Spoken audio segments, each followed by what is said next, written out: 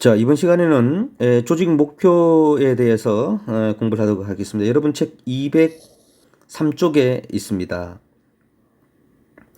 조직 목표는 시험에 굉장히 자주 나오죠. 자주 나오는 분야이고 주관식이든 객관식이든 명확하게 조직 목표에 대한 생각을 가지고 있어야지 답을 써내려 갑니다.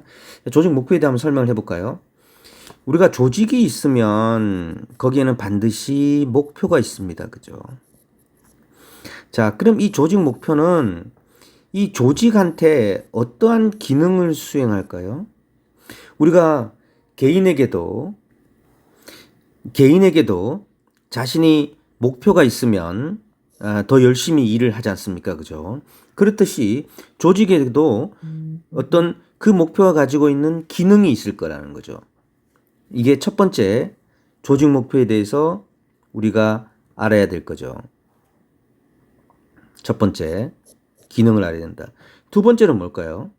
두 번째는 이 목표가 항상 고정적인 것은 아닙니다. 목표는 변화합니다. 여러분 목표도 변화하잖아요. 여러분이 처음에 고등학교 때 먹었던 마음과 지금 미래에 대한 마음이 다르죠. 예. 이런 것, 이 두 가지. 세 번째는 뭘까요? 세 번째는 아주 중요합니다. 세 번째는 조직이 목표가 있다면 조직 소외 속에서 조직 내에 여러 명의 사람들이 있을 것이면 조직인이 있죠. 이 개별적 사람의 목표가 있을 거예요. 어떠한 조직이든지 마찬가지입니다. 내가 커피숍에서 알바를 한다. 그러면 우리 커피숍에 알바생이 3명 있어요. 그리고 사장님이 한 분 계시고, 우리 4명이 있단 말이에요. 우리 커피숍의 목표가 있어요. 하지만 이 목표가 이 4명의 사람의 목표와 일치하느냐, 안 하느냐. 이거는 다를 수 있겠죠. 그죠? 별도의 문제죠. 그래서 이 조직의 목표와 개인의 목표를 어떻게 조화시킬 것인지 어떻게 할 것인지의 문제. 이 굉장히 큰 쟁점이죠. 그 다음 네 번째, 우린 조직 목표라는 게 있단 말이죠. 이 조직 목표를 어떻게 활용할 것이냐. 이 네 가지 이슈가 목표 이슈입니다. 만약에 여러분들이 주관식 답을 쓴다면 상당히 중요한 답안 중에 하나가 이거겠죠. 조직 목표와 개인 목표를 어떻게 할 것이냐. 그 다음에 두 번째는 이 목표를 어떻게 활용시킬까. 기능과 변동의 문제는 아주 기초적인 문제라고 할 수 있겠죠. 특히 기능은 의의에서도 언급할 수 있을 겁니다, 아마. 자, 책으로 돌아가서 보도록 하겠습니다. 자, 기능. 첫 번째 기능이죠. 조직 목표의 기능은 뭐 쉽습니다. 이 내용 크게 볼 게 없는데요. 조직의 방향을 제시하고죠. 그 조직이 있어야 될 정당성의 근거를 제시하고, 또 우리가 그 목표가 있기 때문에 어떻게 하죠? 서로 우리 달성해보자. 그 일체감과 동기부여를 하게 되죠. 우리가 프로야구 선수라면 우리가 한번 우승해보자. 이런 거죠. 그리고 목표가 있기 때문에 우리 우승해보자. 근데 이번에 우리 꼴찌했어요. 프로야구 팀이 10위를 했어요. 그렇게 되면 어떻게 돼요? 그게 우리의 목표하고 지금 10등과의 차이에서 평가 기준이 되는 거죠. 목표가. 뭐 그런 거. 자, 그 다음에 목표의 변동. 목표의 변동은 목표의 대치가 제일 중요합니다. 목표의 승계는 너무 쉬워요. 그래서 잘 묻지도 않아요. 목표가 있었는데 다른 목표를 고쳐야 되는 거예요. 달성되거나 불가능하거나 그래서 다른 목표가 결정되는 겁니다. 그러니까 별로 중요하지 않아요. 목표의 대치가 중요합니다. 목표의 대치는 뭐예요? 정당하게 설정된 목표가 다른 목표로 바뀌는 거예요. 그래서 실제 추구하는 목표가 있는데 이상하게 다른 목표를 추구하는 거예요. 이 관료적 형식주의 이런 것 때문에 발생하는 현상이죠. 그래서 목표의 대치 이게 일종의 뭐죠? 여기도 있습니다만 소수 간부의 권력 유지를 강화하는 데 더 관심을 가지게 되는 미헬스의 과두제의 처칙도 목표의 대치. 실제로 우리가 본래의 목표를 달성하면 되는데 그것보다는 간부들을 위해서 막 일을 한다든지 이런 현상이 발생하는 것도 일종의 목표의 대치. 이런 게 관료제의 병리현상에서 동조 과잉 현상도 같은 거다. 적어 놓으시기 바랍니다.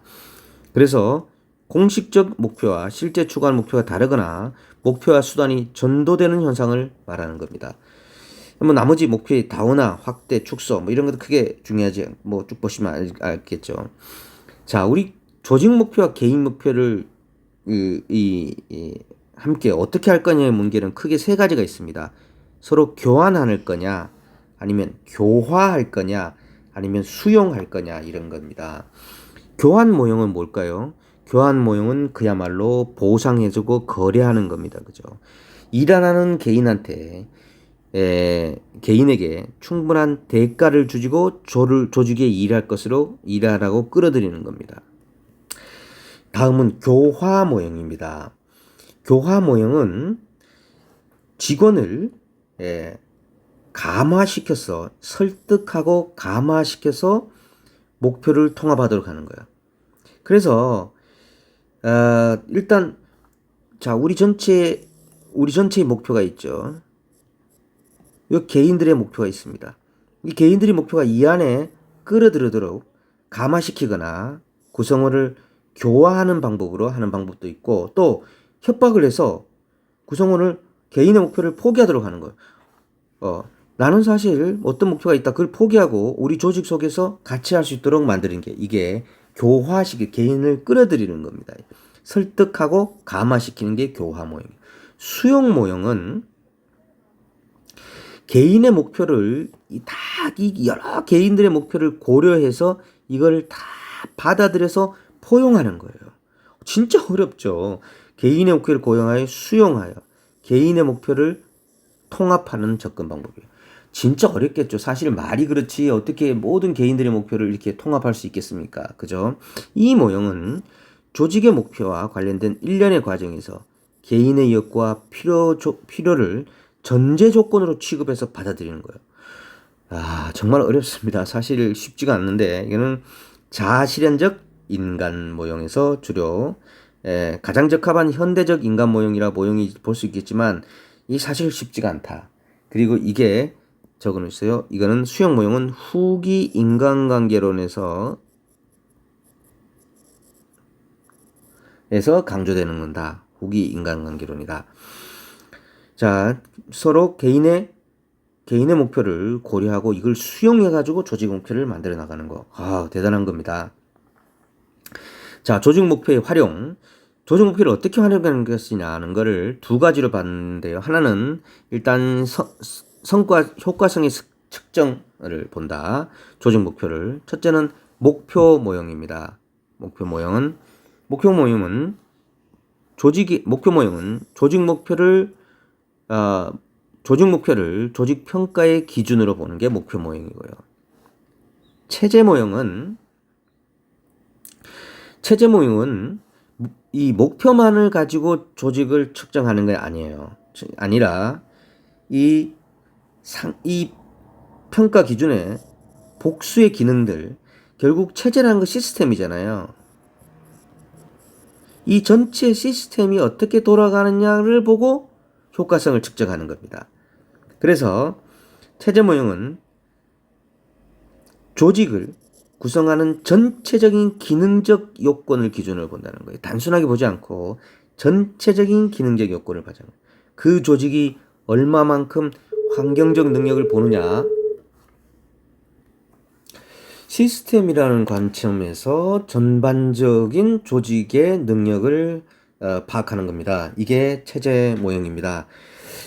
그래서 조직의 환경에 대한 파악 능력, 획득한 자원의 이용 능력, 뭐 이런 것들을 본다는 거죠.